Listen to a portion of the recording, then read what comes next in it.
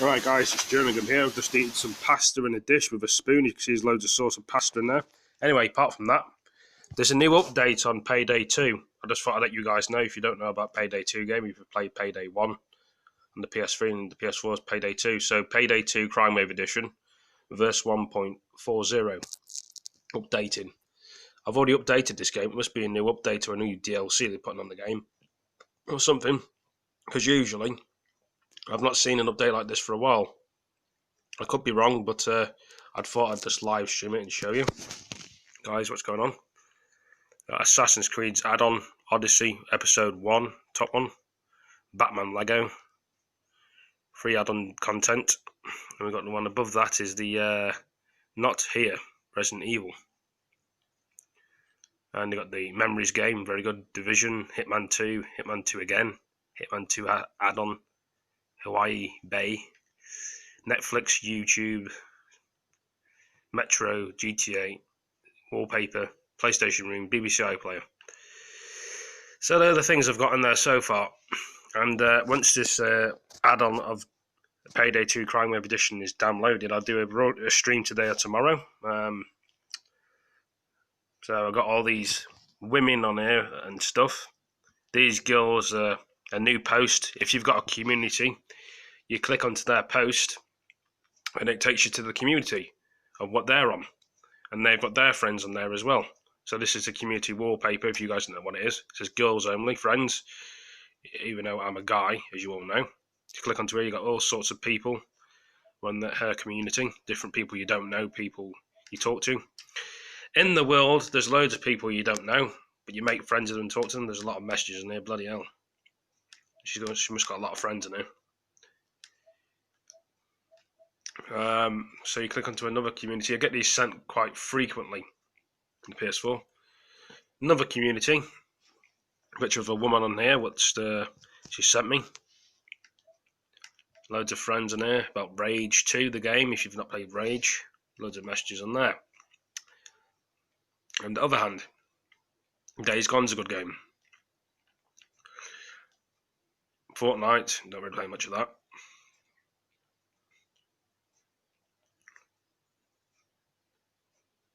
Star Wars, good game. Look at that. Look at this. How many messages I've got. See what's on new things. Pardon me, I've just had a full course did it. So we got all these sort of things you got in here. Communities. You got all this here. You can go on. It depends what you like and what you're into. What people games are playing. You know, you got to there. So let's have a look here. So you got all these sort of things. People put likes and comments on here, but games are playing and sharing and various things. And yeah, just it says they're live. Some people are not live. Join the community. Yep. Bloody hell. Create a community if you want to. Create community. Then you put your requirement and all your information there if you want to create a community. Ah, dear me, I'm just thinking about things, guys. My brain is somewhere else today, as it may seem or be aware of. I'm going to check the PlayStation Store now and see what's on there. Anything new? We don't know. Still waiting to load in. I did a thing yesterday of the pizza in the microwave video. It's like a hat. Why does it always take a long time to just load in the PlayStation Store? There we go. This is another game, so let's see what's new on the PlayStation Store. Go onto there, click onto there. What's new? We've got new games here. May saving, 70% off of games. Red Dead Redemption 2, there's a new update, new story modes, new poker, new missions. FIFA, not really a FIFA person. The Plague should be a good game. Sniper 2 Elite Remastered, remember that game on PS3. Ghost Recon, going to be a new game. Borderlands 3, Elder Scrolls, Crash Bandicoot. PlayStation makes the most of your PS Plus. Dragon Ball Z, I'm not really a fan of. The Sims game, nope, not really into that either. Fallout, Legends, Warframe. Play 600 PS4 games, PS3 and PS2 on PlayStation Now. Game of Thrones, Avengers, films as well, many bloody things. Kiami games are on there somewhere. Uncharted, Batman. That's going to be another game, a bit like Kiami, called Judgment. Right, so what new games are out this year then? Star Wars, okay. We've got a new Star Wars game coming out. Probably got Borderlands 3, it's coming out. Control. Painful, whatever that is. Rugby games, if you enjoy rugby. Wolfenstein VR and the normal standard edition should be a good game. Sinking City, yep. VR games, there's plenty of VR games. New ones that are out, I could be here all day going through the whole list. Like I say, guys, I'm doing a lot of hymns today. I do apologise, but I'm just thinking. I've had quite a long day today in real life. Been to the game shop, been eating my food, been talking to my family in real life on the phone.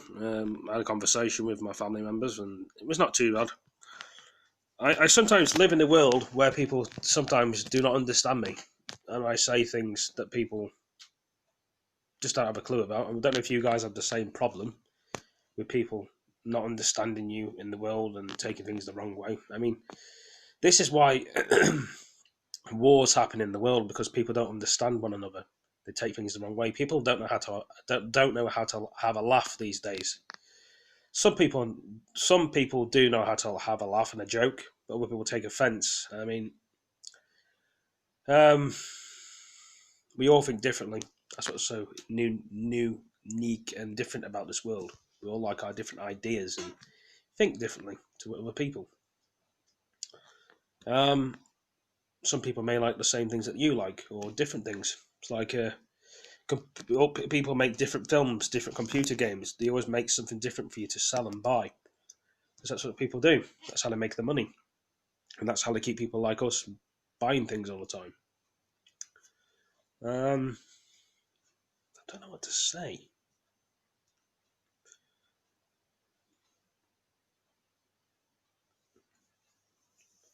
I've kind of hate it in the world sometimes where you explain some things to your family, they don't understand.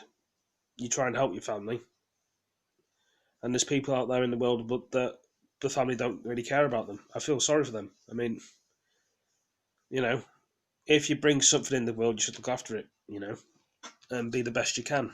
We all have problems and we all struggle, and it just annoys me sometimes that people deliberately annoy other people for no reason at all. Just because people can't see the world that they can see it out their eyes doesn't mean other people have to. I mean, it's hard to understand one another in the world anyway. I know I've changed to different. Sorry about that, guys. I always change to different subjects and things when I'm speaking. It can be very annoying for you guys, I think, but it's how I see the world.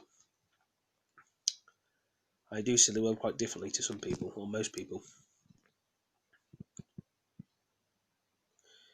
Then you've got to live in the world explaining yourself to people all the time. That's annoying as well. Just be yourself, your own person, your own body. That's what it should be.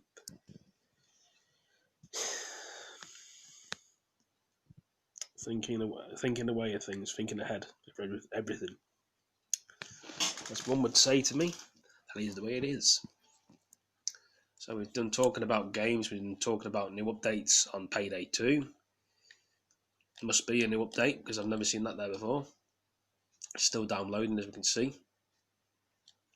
Halfway there on Payday 2. Downloading.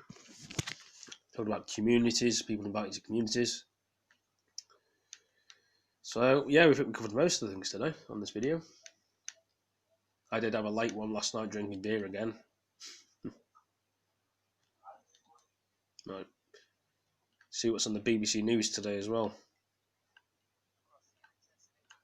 Right. This is the BBC News today. Without damaging healthy tissue. Former Cabinet Minister Baroness Tessa Jowell died from a type of brain cancer last So they're talking year. about cancer on the news. What gives a life meaning is not only how It's a it shame is cancer lived, kills thousands of people. I had how cancer it draws myself. to I a had close. a testicle cancer and I lost my mum with breast cancer. It's horrible. A lot of people don't like talking about cancer, but it's not nice.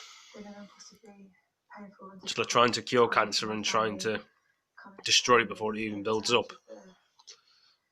That's what they're talking about now in the news and watching Sky News on YouTube. And as we're reflecting on, you feel sorry for a lot of people. I mean, losing their lives and cancer, the Tessa Jowell movement for change, and through the Tessa Jowell brain cancer mission, it's also a moment to feel, pretty proud about what we're starting to achieve in delivering her legacy. So, a year on, I feel sorry for this woman. I mean, I feel lots of things. I miss her. mixed emotions. Every day, if that was possible, but I also have a huge sense of pride of what Keep we're strong though. achieving in her name, and hopefully in the way that she'd want it to be done, which is full of optimism. It hurts a lot of people when they lose their loved one of cancer. It's not nice.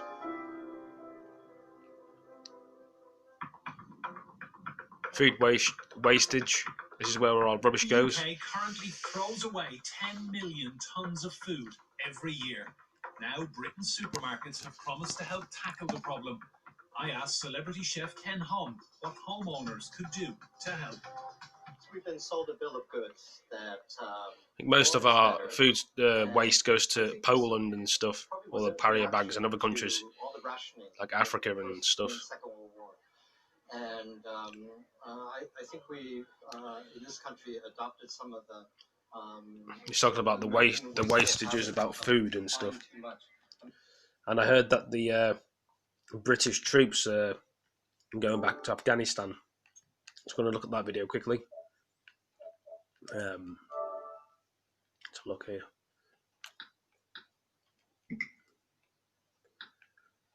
British troops are going back to Afghanistan. It's pretty rough in Afghanistan. You've got loads of war there. So it depends on what. War's not a nice place, as we all know. They've been fighting in Afghanistan for years.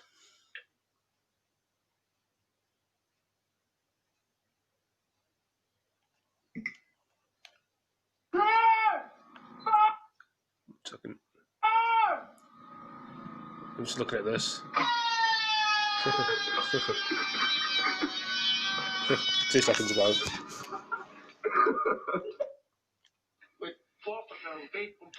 Yeah, if you guys have ever seen a program called Bowl Selector, this is funny. This is.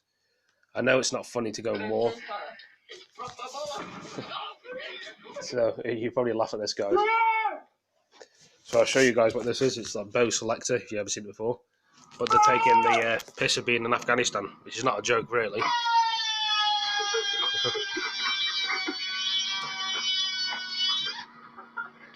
It was a TV program, Bowl Selector.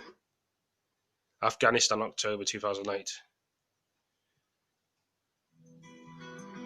There's Craig David on the field of Afghanistan. Hi, Craig. Hey, Carl. UK got a sensation. Craig David here in southern Afghanistan with 4% people in fire.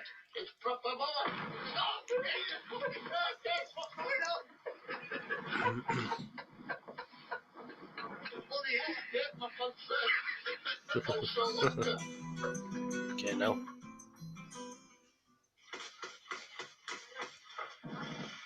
This Afghan soldier was extremely lucky not to be killed when the Taliban shot the magazine off his gun.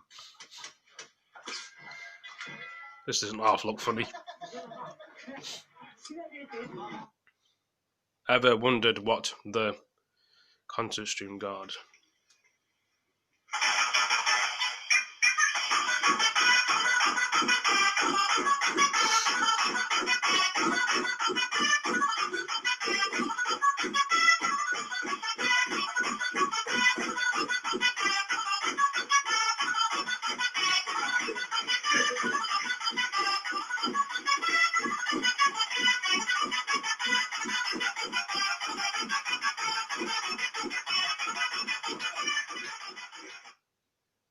Go out on the first patrol. Anything to say? So what happens to me? Don't forget to tell your mum I love her.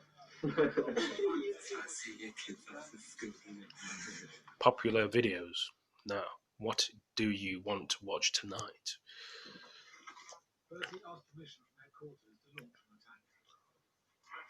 Sorry if the volume's a bit low, but if you guys can hear it.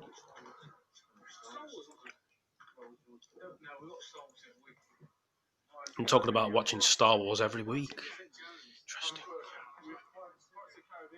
Pirates of the Caribbean they're talking about now.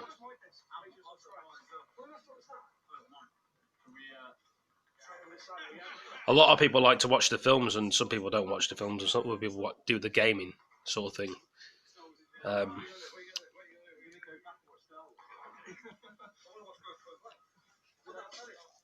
Which you would have thought, but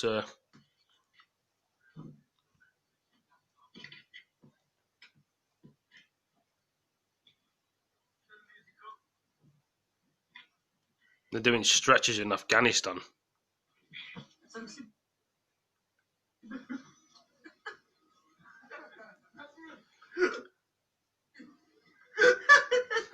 Okay, no.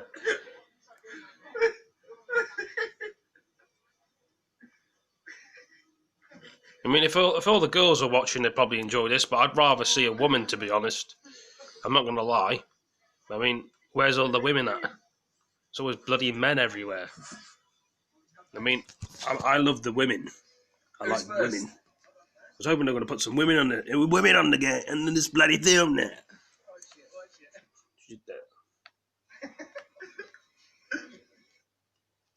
But I want more action. What was I doing?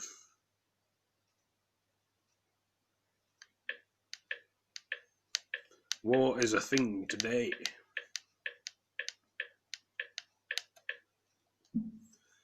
War.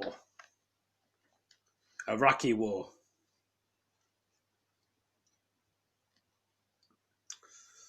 So, there's war everywhere in this world, isn't there?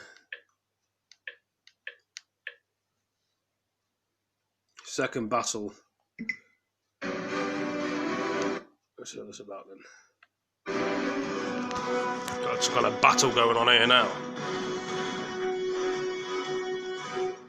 Second battle of whatever this place is. Iraq. The Iraqi war. City, Baghdad. Baghdad, Iraq. 35 miles west, Fallujah. Fallujah. November 17th, 2004, 3 p.m. Private Sean Stokes of 3rd Battalion, 1st Marine Regiment, is eager to call it a day. He's been acting as point man for his fire team since early this morning. So basically this is in Iraq, where it all Stokes' kicked off the 50-man war. platoon, like every other Marine unit in Fallujah, is on a search and destroy mission. Searching houses to find and kill Iraqi and other Arab extremists who are armed and deadly. Today, as point man, it's been Stokes' job to enter each house first. Kicking down the doors and It's like playing Russian killing all the roulette. terrorists. Most houses are empty, but when insurgents occupy one, there's usually a machine gun barrel inside, trained at the front door. Every house I walk up to, I'm saying a prayer like, get me out of this one, Lord, please, you know.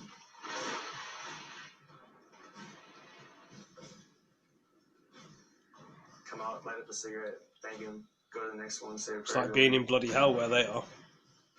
Most of the insurgents, especially in this southern section of the city, are foreign fighters. And they're here to die. Kill all the so they have Taliban. no plans to run when the Marines come knocking. They've come to Fallujah to martyr themselves and to take as many Americans with them as possible. These are guys who were experts at their profession. They were true warriors. I can't go for the whole video. Chechnya, The whole video is like 41 minutes. But you sort of guys could see what I sort of mean about this fire now. Trying to find Bin Laden. And they killed Bin Laden. Killing Bin Laden.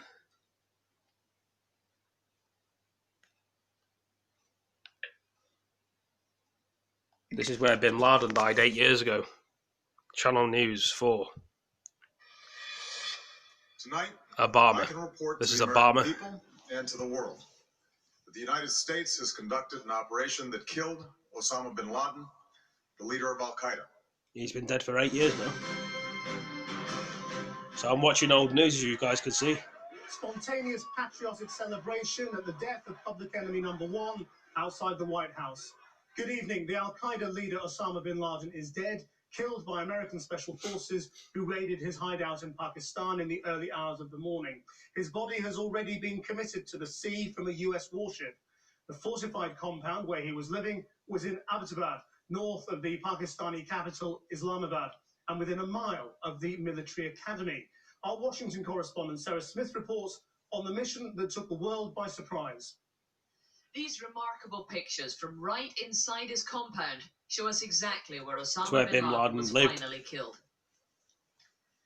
The blood you can see on the floor, evidence of how he was shot in the head through his left eye after he fired at the US forces who'd come to get him. From inside the White House, the president watched a live video feed of every heart-stopping moment. At my direction, the United States launched a targeted operation against that compound in Abbottabad, Pakistan. A small team of Americans carried out the operation with extraordinary courage and capability. No Americans were harmed. They took care to avoid civilian casualties. After a firefight, they killed Osama bin Laden and took custody of his body. Months of intelligence work had led the US to Abbottabad, about 50 miles north of the capital, Islamabad, and very near a major Pakistani military Interesting. training base. Bin Laden was behind this all, US wasn't he? helicopters set up. I mean, then we got Donald Trump as well. Labour and Conservative are teaming up.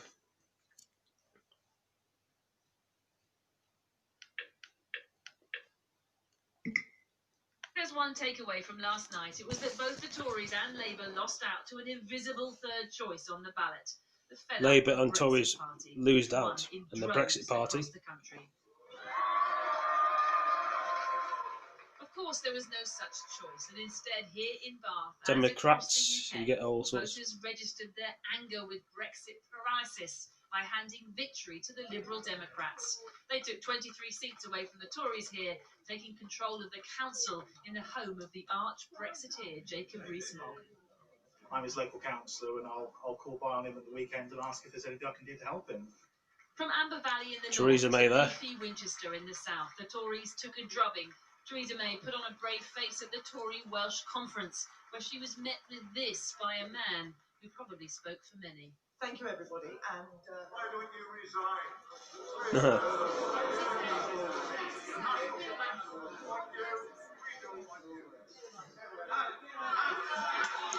That's Theresa May getting shouted at by somebody. She's betrayed the whole country. And good afternoon. We wanted to leave the EU on the 29th of March, then the 12th of April. No deal. Then see what we do now here.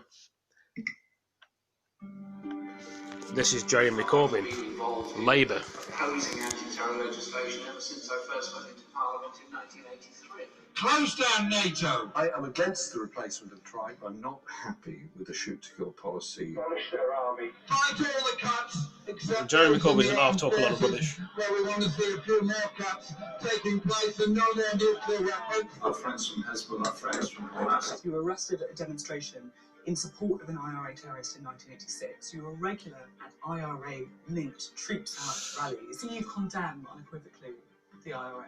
Look, bombing is wrong. Of course, all bombing is wrong. Of course, I condemn it. But you condemning all bombing. Look, can you condemn the IRA without equating it to... No. Are you refusing to condemn what the IRA did?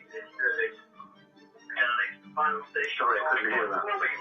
I'm putting loads of different news on here, guys. Are you refusing to condemn what the IRA did? Jeremy. Hello, I think we're going to have to do this later, you know. Okay, well let me just this last question while it's quiet there. Are you refusing to condemn what the IRA did?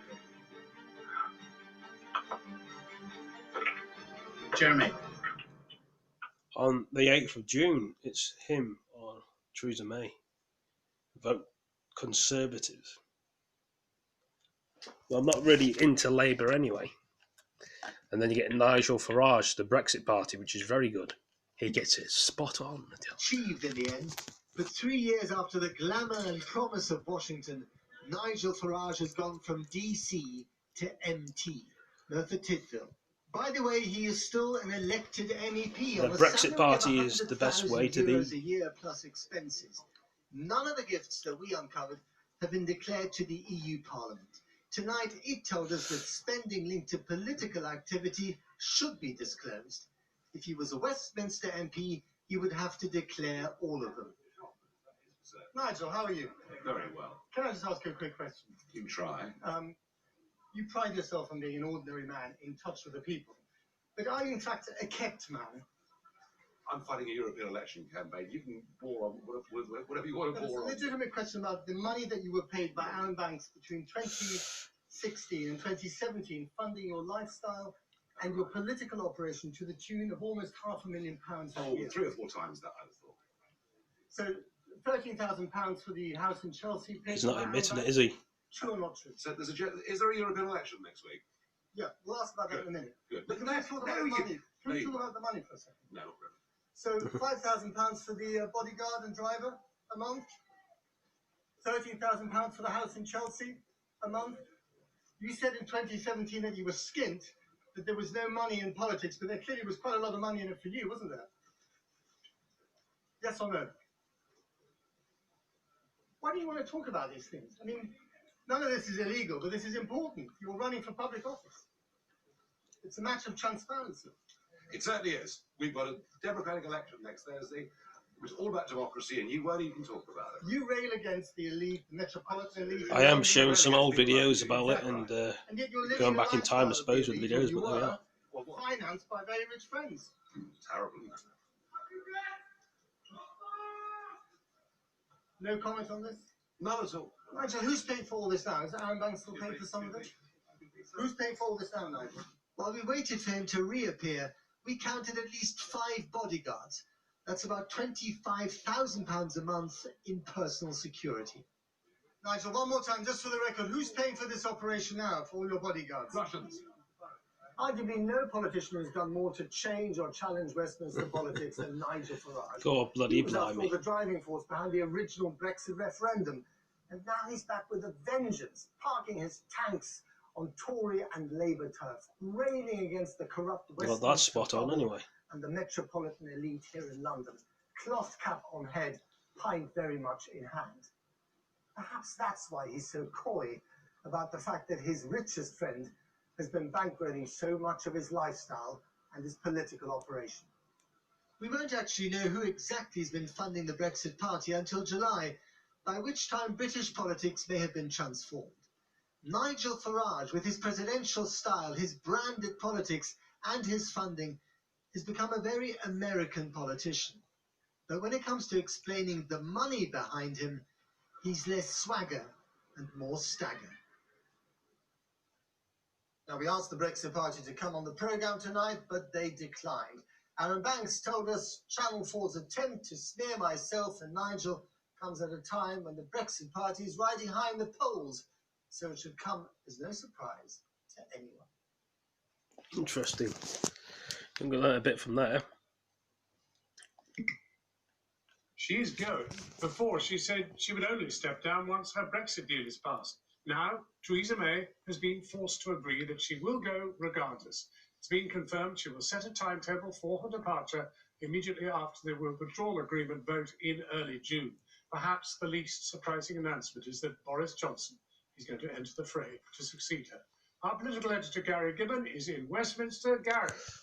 Really key word in that statement that came out after Theresa May's awkward meeting with the 1922 executive backbench, senior backbenchers in the Tory Will we party, ever get Brexit at this she's rate? going to have to agree her departure timetable Down the with street. Sir Graham Brady. Not that she's going to come along and present a plan. They've got to agree it after that second reading vote on the withdrawal bill. Now, there will be some people in the Conservative Party who are strongly expecting that she loses that vote, will be wanting to have that contest very fast indeed, perhaps trying to get a new leader, a new Prime Minister in by the end of July. Activists, I suspect, maybe some MPs as well, will be wanting a longer contest running all the way through August. But what we seem to be looking at is if Theresa May wins the vote in the Commons and the odds are against her, then she might just be able to hang on until the Tory conference or just before it when a new leader is anointed. If she doesn't, could be out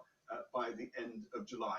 What has today's announcement had in terms of impact on that vote, on her fourth attempt to get the Brexit divorce deal through the House of Commons? Well, I don't think it's improved the chances. Tory MPs who are past Brexit rebels will be thinking, well, we're nearly at the promised land. We might just get the leader we want. Why should we cut a deal with Theresa May now? Labour will be thinking, well, why shake with Theresa May because someone else is going to be running the building behind me pretty soon. That person who gets in there is almost inevitably going to be waving at the activists who are much more hardline Brexiteers than some I've seen a bit in of the it, parliamentary party, tackling no deal as an end solution, or saying that they'll go back to Brussels and push for a harder deal.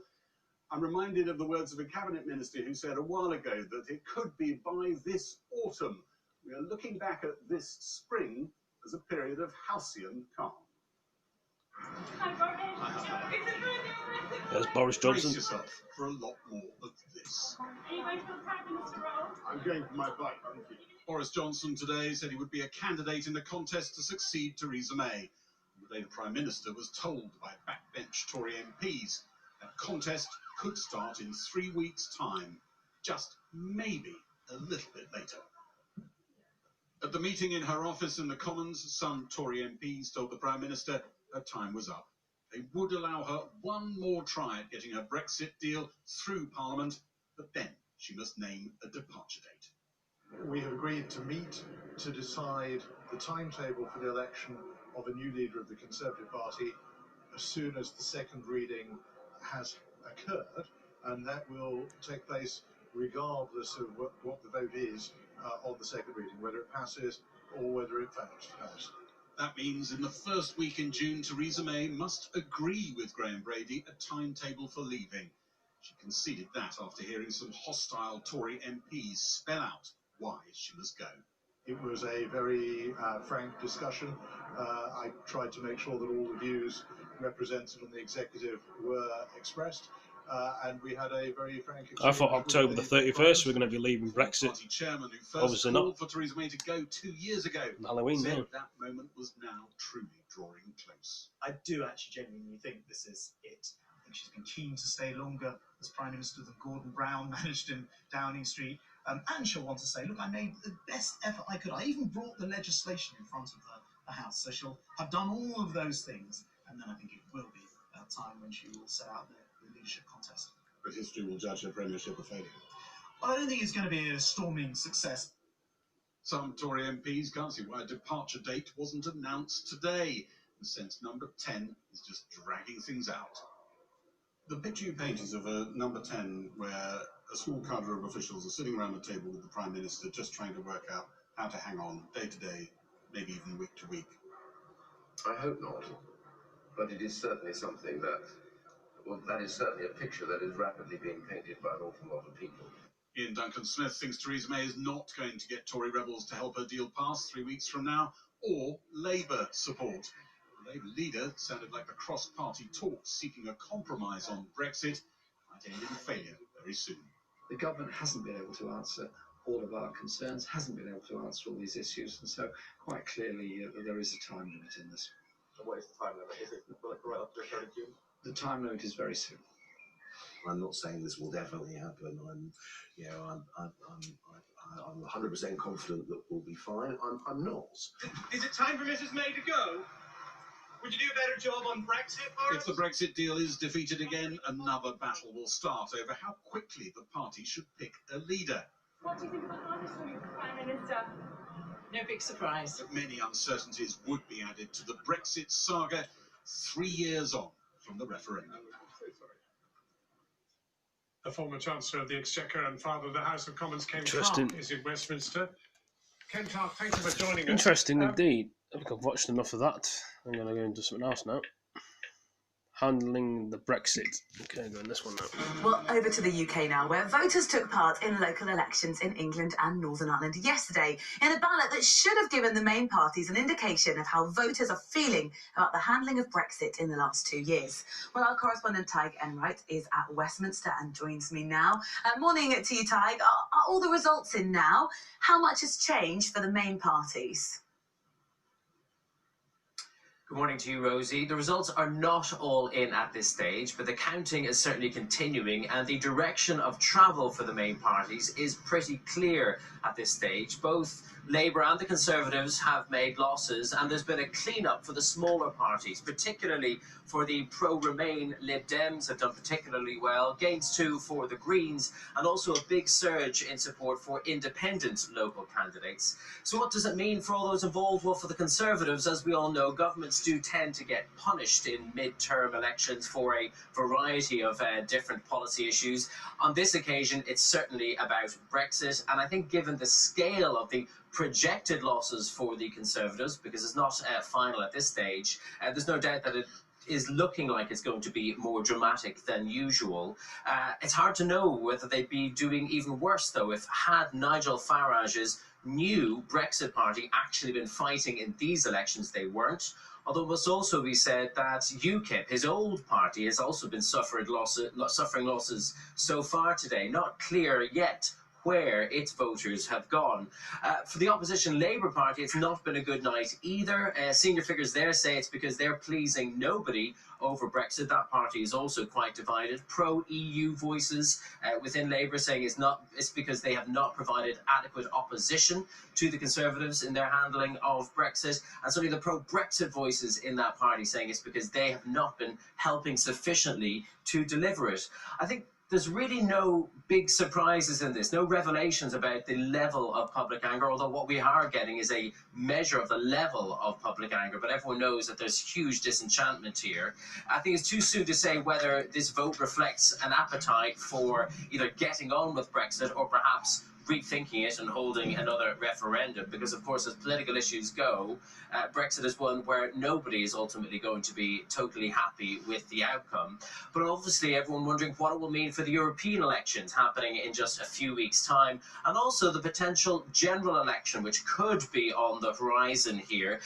It is hard to extrapolate a comparison because, as you said, Rosie, these aren't nationwide elections. It's just been happening in the majority of England and Northern Ireland. Nobody in Scotland and Wales or here in the capital, London, were actually voting. And neither Nigel Farage's new Brexit party nor the new Change UK, the pro-Remain party, were actually fighting in these. But certainly for the main parties, it is not looking good.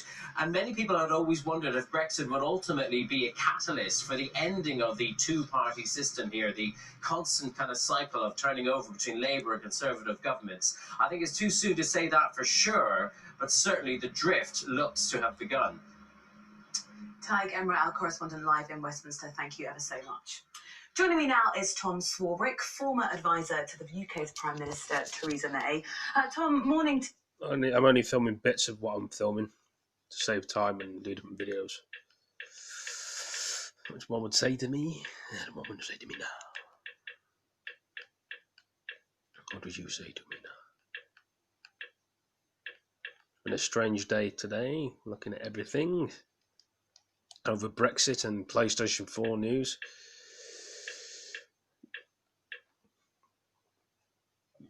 Come on, mate. You've got Conservatives, Labour, UKIP. Conservatives 35%, Labour 35%, UKIP 11%.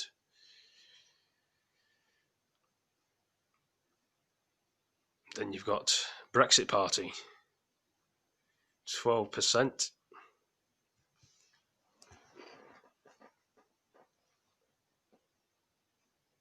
Don't know if they're going to put the Green in there as well, are they? Or European Parliament.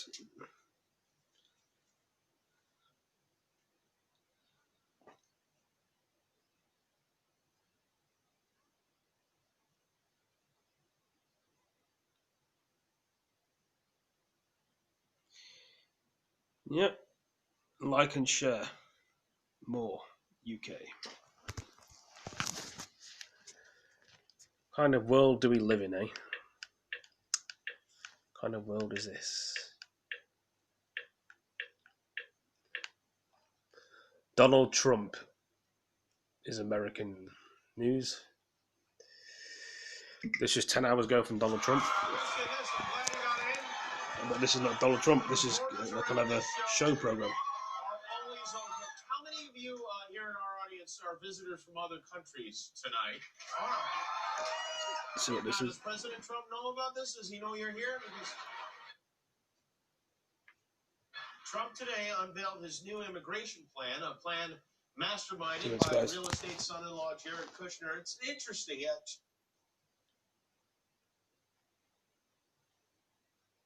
Actually, a great president.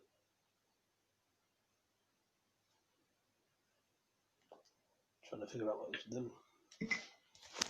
Our plan includes a sweeping modernization of our dysfunctional legal immigration process. It is totally dysfunctional. These green card holders get lifetime authorization to live and work here and a 5-year path to American citizenship.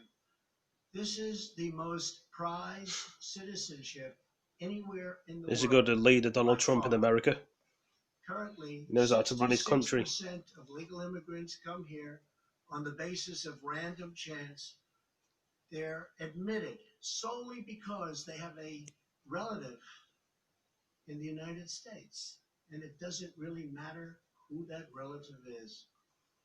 Another 21% of immigrants are issued either by random lottery or because they're fortunate enough to be selected for humanitarian relief. Random selection is contrary to American values and blocks out many qualified potential immigrants from around the world who have much to contribute. Under the senseless rules of the current system, we're not able to give preference to a doctor, a researcher. We discriminate against genius. We discriminate against brilliance.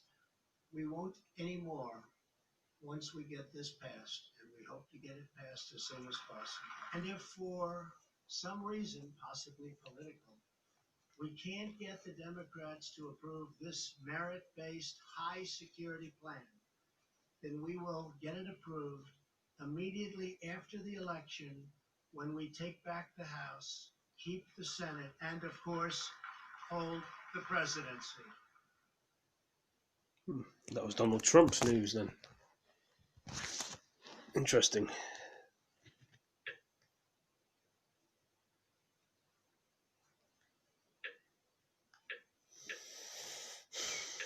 Thinking away. Just trying to think what else I can show. Jeremy Kyle show. Jeremy Kyle show got banned in the UK. God, she bloody knows. If some of you guys don't know what the Jeremy Kyle show is, somebody killed themselves on the Jeremy Kyle show. It's like a show a bit like Jerry Springer, but it's been banned because a guy killed himself on there a couple of days ago, suspended now. But this is a Jeremy Kyle show. The Jeremy Kyle show has been suspended for following the death of a man. A popular show this has been on. Thank you very much indeed. Good morning, as ever. A big welcome to the show.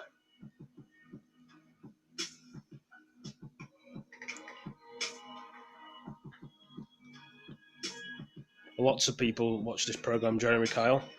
Helps with your problems and people that have,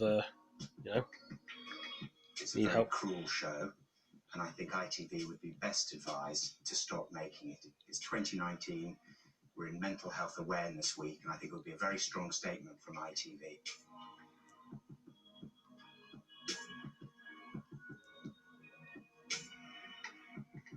The Jeremy Kyle show has turned into a celebrity. But I'll tell you something, when a grown man who purports to be a good father, probably he is, sits on national television and does that, no wonder you can't get a damn job because...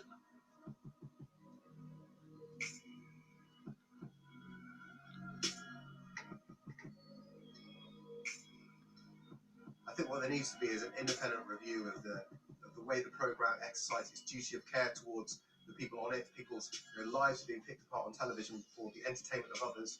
And my concern is that vulnerable people have been put in that position, and in this case, a tragedy would seem to have happened, potentially connected to someone's appearance on the show.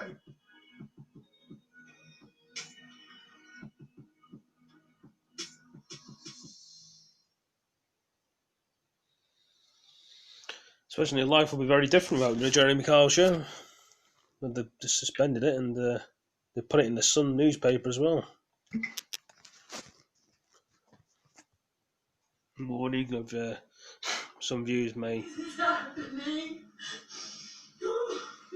This is the one of the Jeremy Kyle show, and the guy what took his life. I'm still with him for 2 years. He was still my fiance. I still loved him. As much as he was a pig to me, I still loved him. I gave him so many chances. And you're saying, I lied on the pre-question, that's why The test was wrong, it's all wrong. And I said, I go by it, I watch it every morning, I go by it. Do you know what I mean? Definitely. Yeah. I mean, I don't see the whole point of being on there in the first place, to get the results. I knew he was going to fail it, because I held his hand and there was just nothing there. There was no, it was like he knew that he was going to fail, and I knew it as well. I can't forgive him. Oh, he'd be alive. Oh, he'll admit it to me. Poor woman. Be alive. Her husband took her life in the Jeremy Kyle show. It's kind of sad. A normal person like us guys, I mean.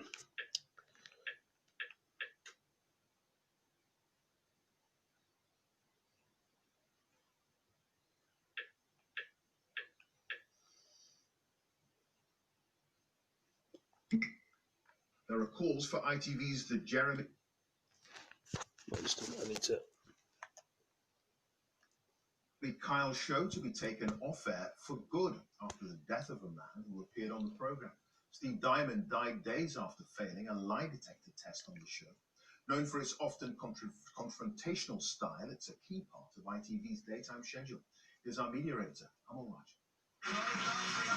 For 14 years, the Jeremy Kyle Show has turned the innermost anguish of its guests into a public spectacle. Shut up, I'm talking. Converting their fears and feuds into a televisual exhibition. Guests go on willingly and generally know what they're getting into. One hardy perennial of the show is the lie detector test. 63-year-old Steve Diamond underwent one of these in an episode filmed the week before last. Its broadcast was cancelled in the wake of his death. Diamond's former fiancée told The Sun they went on the show to do the test to see if he was unfaithful. I knew he was going to fail it, because I held his hand and there was just nothing there. Everyone felt the mood change. Babette Lucas Marriott, a student in Manchester, was in the audience for the show that got pulled. He was crying from the very beginning, and he was so convinced he would pass this test and that everything would be fine. And then, they introduce themselves, tell us about what's happened, and then Jeremy brings out the lie detector test, and he asked the audience who thinks he's going to pass, and 99% of the audience put their hand up, including myself, and then he said he'd failed, and you just saw him collapse to the ground, absolutely just couldn't believe what he'd heard, and he was begging his fiancée for forgiveness. Having taken the show off air and removed archive from its catch-up service, ITV reiterated that staff were shocked and saddened at the news of the death of a participant in the show. Others weren't surprised. The genre of TV that is based on the theatre of cruelty, I don't think fits anymore. Exploiting the vulnerable who are on the edge, and some of them will be pushed off the edge, can hardly be a surprise. Arriving home this evening, Kyle maintained his silence. ITV has inevitably begun a review. You have to make sure that all the facts come out eventually, and that you are taking it very seriously, which they demonstrably are taking it seriously. I think they're right to take the show off. I think there's a big question mark whether the show will ever come back. In a competitive environment, Jeremy Carr's show is a rating success. The question is, at what price? The response to Steve Diamond's death has revealed a massive disconnect in attitudes towards the programme, between those who want it off-air, who generally don't watch the show, and the millions who do watch it and see something of their own lives reflected on the stage in front of them. ITV have now got to balance potential reputational damage if the show remains on air with a commercial consideration, which is that any replacement almost certainly won't achieve the same ratings. Whatever they do, perhaps it ought to be a while before we see a lie detector test on British television again. Clive. Amal, many thanks for that. Amal Raji there, our media editor. Now the man now. Right. Interesting, eh?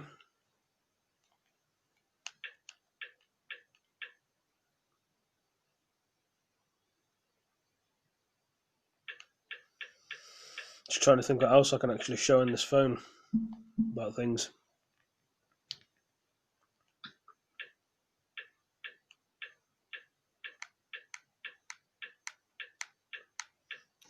Alright guys, it's Jerningam here. Hope you've all enjoyed my live... Well, it will be a live stream later when it's on YouTube. I've pre-recorded this video. Please like, comment, subscribe, share this video with your friends. Hope you all enjoyed this video. And check out my previous videos. Thank you for joining this one. I will catch you all in the next video. Take it easy, guys. Peace. See you later, guys. Peace.